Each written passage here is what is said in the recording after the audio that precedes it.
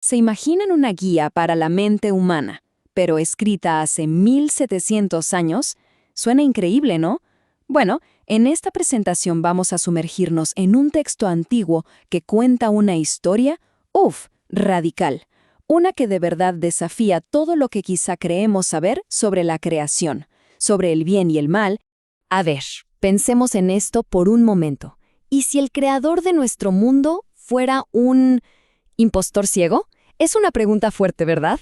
Pues esta idea tan impactante es el mismísimo corazón de una creencia antigua llamada gnosticismo.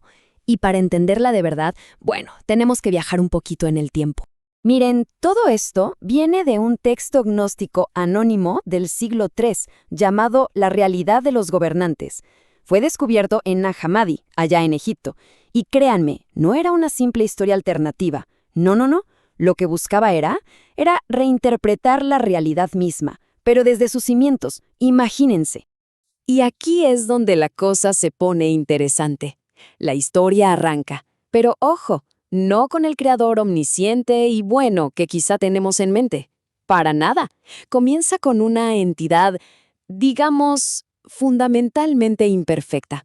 Y este Dios declara, con una arrogancia tremenda: yo soy Dios, no existe otro aparte de mí. Así, tal cual. Este es Samael, el Dios creador, a quien también llaman el Demiurgo. Él es el que crea el mundo material. Sí, pero, y aquí está el detalle clave, lo hace desde la más completa ignorancia, sin tener ni idea de que existe una realidad superior. Pero, ¿qué creen? Apenas termina de decir eso y ¡pum!, lo corrigen de inmediato. Una voz desde un plano mucho más elevado, desde la conciencia pura, le responde y le deja claro su error. Le dice: «Estás equivocado, Samael, Dios de los ciegos». ¿Qué tal? Le expone su ceguera, su error fundamental, en su propia cara. Y aquí queda súper clara la diferencia, que es fundamental. Para los gnósticos, la cosa no era tan simple como un solo Dios. No, había dos conceptos muy distintos. Por un lado, tenemos al Dios verdadero, la fuente, algo incognoscible, perfecto, pura conciencia, que ni juzga ni crea este mundo material.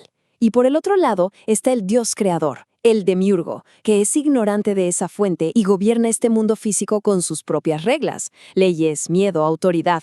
Es una entidad menor que, claro, a menudo se confunde con la verdadera fuente. Bueno, con esta idea en mente de dos dioses, vayamos a ver cómo esto le da una vuelta de tuerca total a una historia que todos conocemos, la del Jardín del Edén. Se van a sorprender. Ok, en esta versión gnóstica, el Demiurgo crea a Adán, sí, pero es un muñeco de barro sin vida. Es un acto fallido, necesita ayuda, así que tiene que bajar un espíritu superior para darle un alma para que de verdad viva. Pero lo más increíble es el papel de Eva. Ella es extraída de Adán y es ella quien lo despierta. De hecho, Adán al verla la llama madre de los vivientes. O sea, no es su compañera sumisa, es su despertadora, una figura de sabiduría espiritual nada menos. Y si eso les pareció un giro, agárrense, porque aquí viene el cambio más radical de todos. En esta versión, la serpiente. Sí, la serpiente. No es la mala de la película. No es una engañadora, es una instructora. Fíjense en lo que promete la serpiente. Sus ojos se abrirán y serán como los dioses. Reconocerán la diferencia entre el bien y el mal. Esto ya no suena engaño para provocar una caída, ¿o sí? Es más bien una invitación a la gnosis, al conocimiento directo.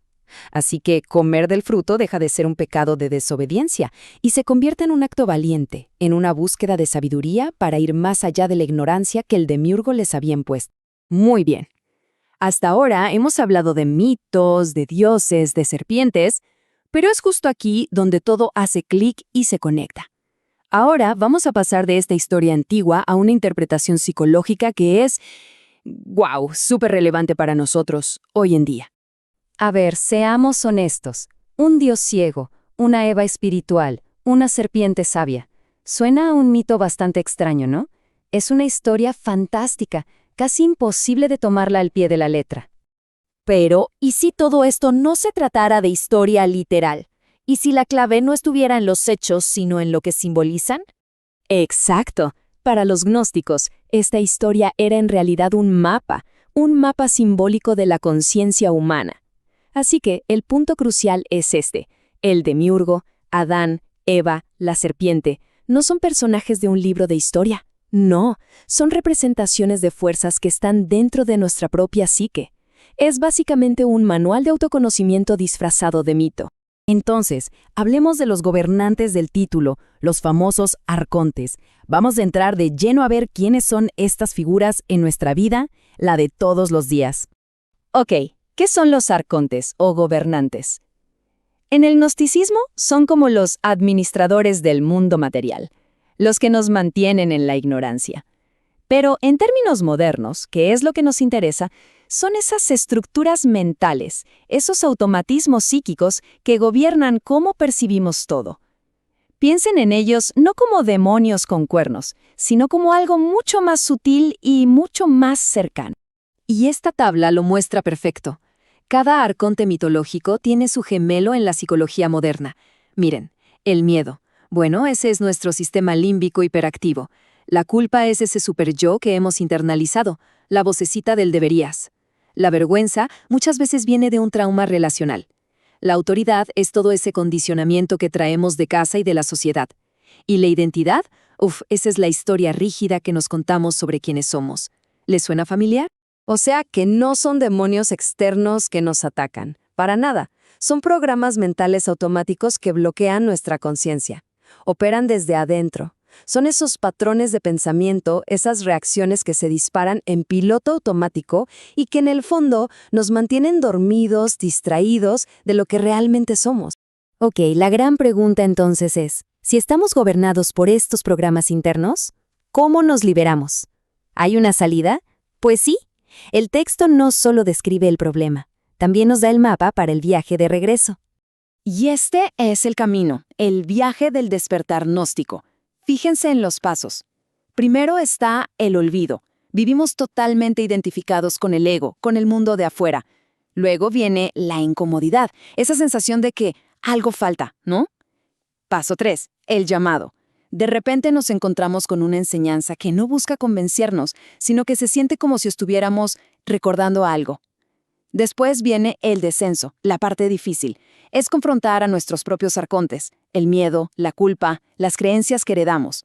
Esto nos lleva a la muerte simbólica, que es la disolución de ese falso yo que construimos. Y finalmente, el paso 6, la gnosis, el conocimiento directo, el recuerdo de nuestra verdadera naturaleza.